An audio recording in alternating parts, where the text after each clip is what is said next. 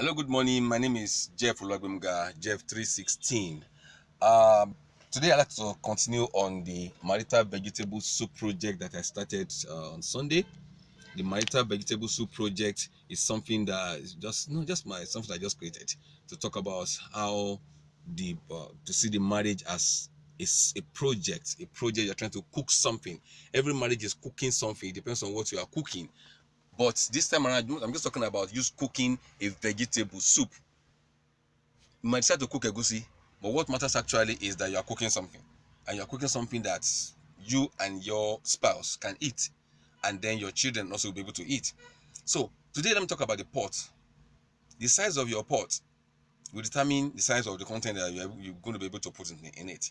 If your mindset is very small, that means you're going to bring a small pot into marriage, and that means that you are thinking of probably maybe a marriage of 3 years or 4 years. But if you really are planning for something big, you should have a big pot that should be ready to take like 50 years, 60 years, or something bigger. But what I'm saying is that your size of your pot is actually the size of your mindset. So enlarge your mindset by reading books, listening to guys like us who has the grace to talk about marriage, and by the grace of God, we have a good one. It's functional and effective. Then attend seminars, get books, get people's experiences. People's experience might not directly work for you, but you'll be able to pick out something there that can work for you. Okay? So when you want to cook your soup, the vegetable soup, you need a big pot, a big mindset that can accommodate other people. The big mindset that can accommodate your children, that can accommodate the changes you need to make, that can accommodate the fact that the other person does not think the way you think, that can accommodate the fact that there are things in your life that you need to pull away. There's things in your life that you need to just uproot. You know, you are not perfect. You are not a perfect guy, and you're not a perfect husband, and your wife is not perfect. Nobody gets a perfect wife. You work on what you get. There's no ready-made wife anywhere in the world. You understand? And there's no marriage made in heaven. It is here that you will make it.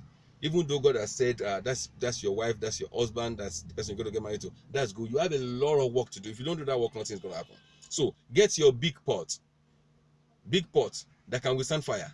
Don't forget that marriage, there are different kinds of fire that are going to see in marriages. I'm not scaring you, but that's the truth. There are a lot of fire that are going to see in marriages. But be sure that your marriage can withstand fire.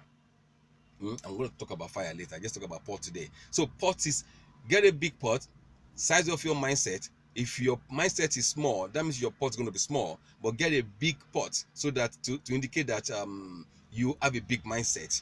Enlarge it on a daily basis.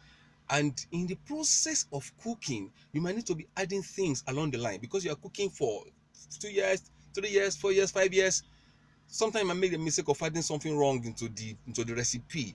You can correct it by adding something right, or you can pause at that point and pull out those things that are wrong and continue with your cooking. Don't forget that one mistake should not destroy your marriage. When you make a mistake, it's a learning process.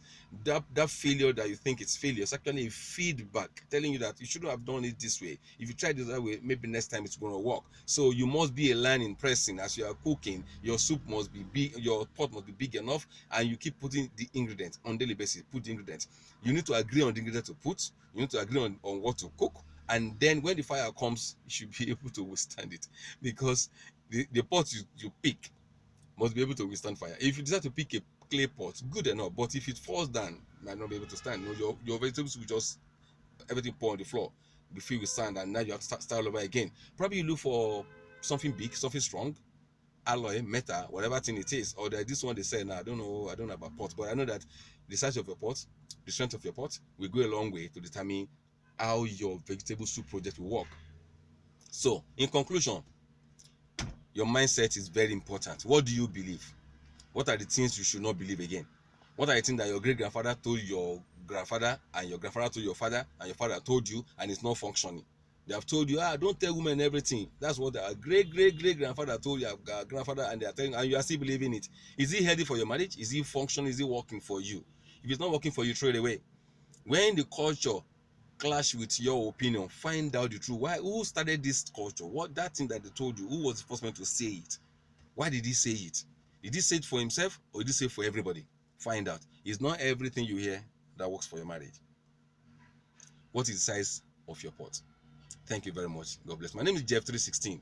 I'll see you again on another edition of this marriage vegetable soup project, the Marital vegetable soup project. Today we talk about pot, next time we talk about fire. Thank you very much. Bye bye.